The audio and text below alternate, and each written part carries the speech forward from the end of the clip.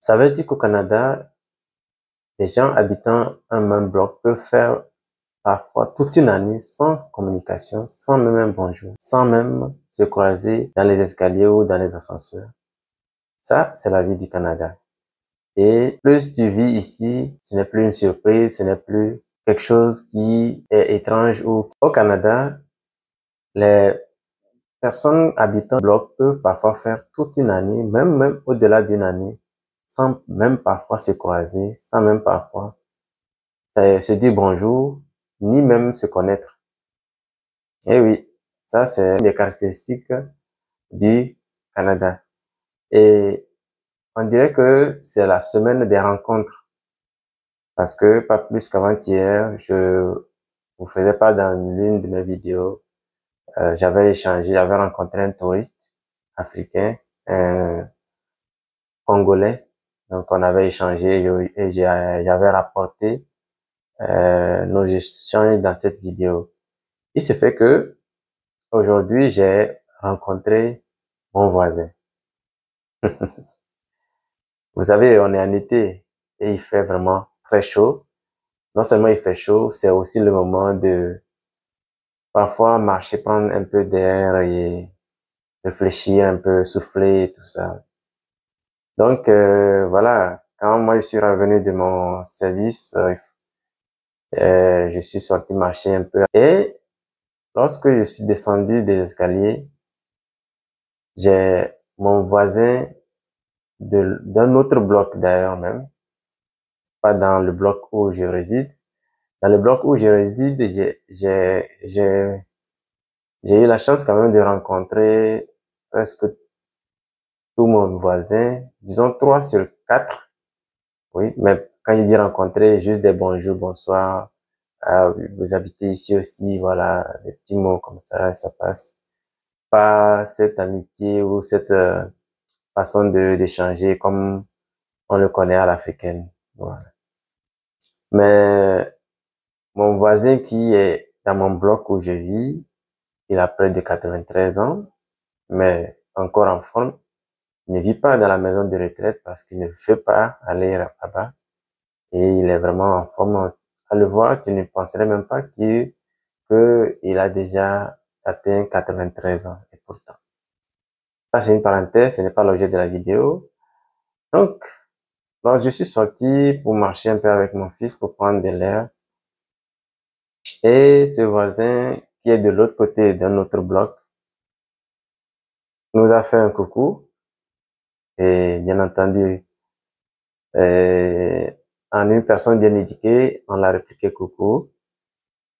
Et quelques instants plus tard, il est descendu parce nous on marchait sur le trottoir, on faisait des va-et-vient, des allers-retours pour prendre de l'air un peu parce qu'il faut dire qu'aujourd'hui il a vraiment fait très chaud, jusqu'à 34 degrés, donc c'est vraiment pas possible. Et donc il est descendu pour échanger avec moi. Il a dit il m'a déjà remarqué depuis un moment avec mon fils, des fois, je dis oui, c'est vrai. Donc, il s'est présenté, oui, il est mon voisin, il habite juste à côté ici. J'ai dit oui, que c'est que, est-ce que moi je suis haïtien? Parce qu'il faut dire déjà que la plupart des personnes de couleur ou des personnes, on nous appelle ici des minorités visibles. La majorité des minorités visibles sont souvent confondues aux Haïtiens. Donc, parce que il y a beaucoup d'Haïtiens au Canada, avec surtout ce qui s'est passé en Haïti et tout, le Canada avait favorisé entre-temps la rentrée massive des Haïtiens. Et du coup, lorsqu'on voit un noir, on pense qu'il est d'emblée haïtien. Donc, moi, j'ai eu déjà à faire face à ces genres de questionnements chaque fois que pour des rendez-vous et tout, lors des échanges inopinés. La plupart du temps, on me pose cette question. Je dis non, moi, je suis pas haïtien, je suis africain. Je viens de l'Afrique. Ah oui, ah ben c'est bien, parce que Lui, il connaît beaucoup d'Haïtiens et tout. On a commencé par échanger. Un monsieur sympa, très ouvert. Et c'est justement la question sur laquelle j'ai voulu mettre un accent particulier. Parfois, on a peur d'aborder ou d'approcher nos voisins par rapport à tout ce qu'on sait du Canada, des réalités et tout. Mais au-delà de cette méfiance ou de cette, je sais pas s'il faut parler de peur ici ou pas, mais au-delà de tout ça, vraiment, les Canadiens ou les Québécois en particulier sont vraiment des personnes très chaleureuses. Du moins, pour les personnes avec lesquelles j'ai déjà échangé ou j'ai eu à rencontrer jusqu'à maintenant. Et moi, j'ai remarqué une chose, c'est beaucoup plus visible ou moi, je l'ai plus ressenti, surtout pour les personnes âgées. Les personnes déjà d'un certain âge, elles sont vraiment très chaleureuses, très sympathiques, très ouvertes à discuter. En tout cas, moi, c'est l'expérience que j'ai eue jusqu'à maintenant. Parce que là où j'étais, là où nous étions, moi et ma famille, dans un autre quartier, avant qu'on ne déménage pour venir dans ce nouveau quartier. Là également, j'ai eu la chance d'échanger souvent avec mes colocataires, mes voisins du bloc. Il y avait aussi une personne âgée, une femme, qui était aussi super gentille, super sympa, super, vraiment, euh, on bavardait, elle racontait un peu son parcours, sa vie, elle racontait ce qu'elle vivait au présent aussi et tout. En tout cas, une des particularités chez les Québécois en particulier, c'est qu'ils sont vraiment très ouverts d'esprit et ils sont vraiment des personnes qui n'ont pas de tabou, c'est-à-dire qui parlent sans langue de bois. Ils sont vraiment, quand je dis ouvert, c'est vraiment ouvert.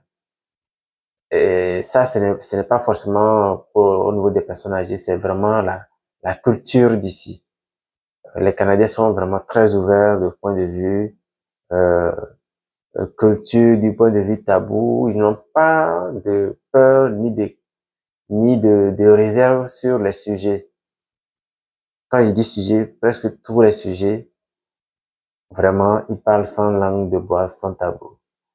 Donc, ce voisin, donc il m'a dit, ben, ça fait longtemps que moi je suis ici. Je dis, bon, pas vraiment, je suis dans ma troisième année et tout. Ça se passe bien, oui, moi, ça va, ça va, ça va. On se plaint pas trop, donc on essaie de pousser. Je dis, ah oui, c'est bon. C'est la vie ici, hein, c'est comme ça. Euh, l'autre particularité des, des, des, des Canadiens ou des Québécois, c'est que, comme je l'ai dit tantôt, c'est des personnes qui ne cachent pas aussi des secrets, qui ne cachent pas, euh, euh, c'est-à-dire qu'ils mettent tout à nu, en fait. Ben là, on vient de se rencontrer. Si c'était en Afrique, ça aurait été le contraire. Tu vas rarement rencontrer quelqu'un aujourd'hui qui va commencer à te parler de lui, de tout et de rien. C'est vraiment pas sûr, pas visible, pas certain. C'est vraiment très rare. Mais ici, c'est pas le cas. Aujourd'hui, c'est vrai qu'il m'avait vu entre-temps au dépassage, mais on n'a jamais échangé vraiment verbalement comme aujourd'hui. Mais déjà, il m'a raconté sa vie, comment où il est né, son enfance, sa famille. Mais il faut dire que c'est comme ça aussi, ça passe, les relations. Ça commence par là. Mais pour quelqu'un d'un premier coup, c'est pas évident. Donc, voilà la nuance que je voudrais apporter. Pour dire que ici, vraiment, quand quelqu'un veut discuter avec toi, la plupart du temps, il est direct, il est ouvert, il te dit presque tout et de rien, même jusqu'à même te parler de sa vie privée et tout. Voilà. Donc je lui demandais, bon, c'est pas je lui demandais, c'est lui qui me racontait que oui, dans son bloc, il y a trois familles haïtiennes qui sont là depuis un bon moment. Il y a même un parmi eux qui vient d'acheter une maison à Terrebonne et bientôt qui va déménager et tout ça. Vous voyez un peu? Voilà. Donc, moi, à mon niveau, je ne serais pas capable de raconter tout ça à quelqu'un que je viens de juste de rencontrer ou de juste, si je peux me permettre l'expression de découvrir. Donc, c'est ça. Donc, c'est un peu ça qui est un peu, on va dire, qui caractérise, voilà, vraiment les gens ici. Donc, selon lui, je lui demandais, mais comment est-ce qu'il voit euh, les Africains, les étrangers, les immigrants ici? Selon lui, est-ce que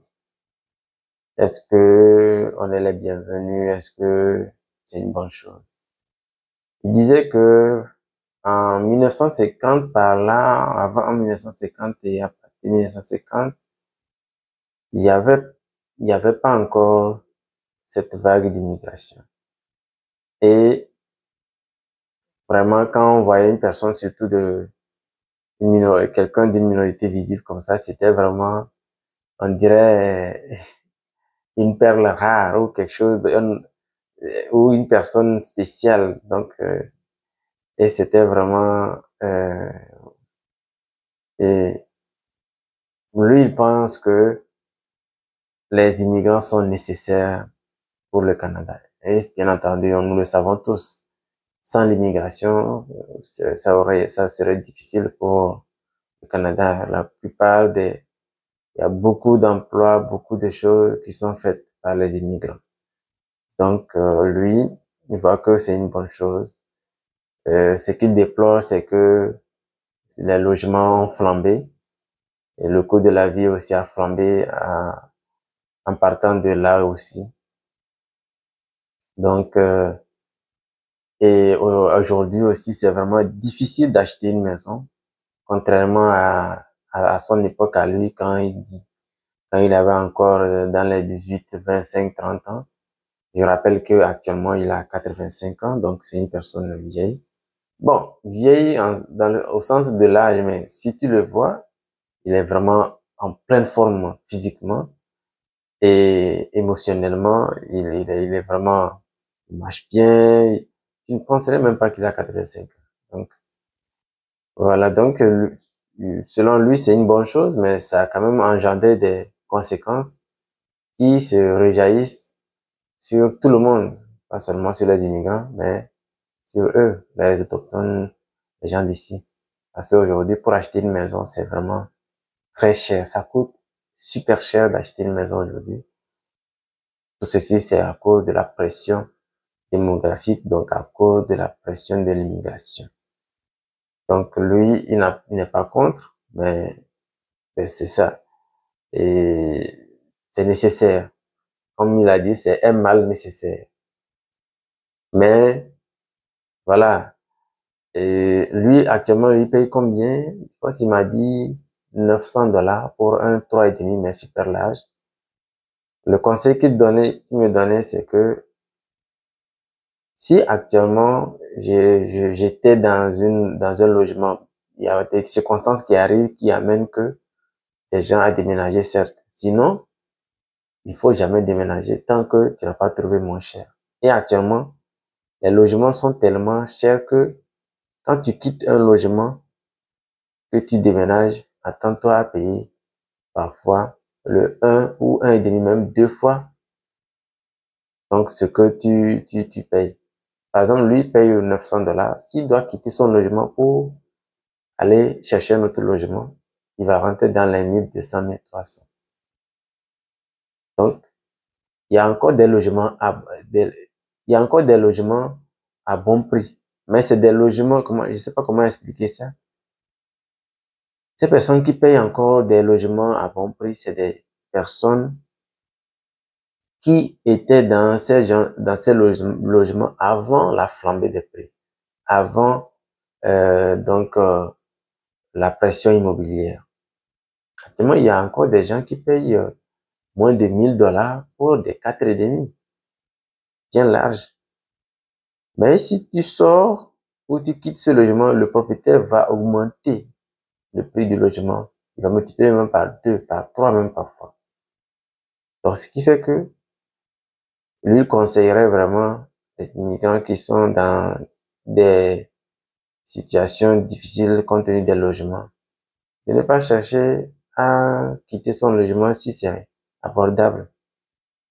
Donc, de ne pas chercher à le faire parce que dès que tu sors, attends-toi à payer le triple. Mais si c'est des circonstances qui l'obligent, tant mieux, pas le choix.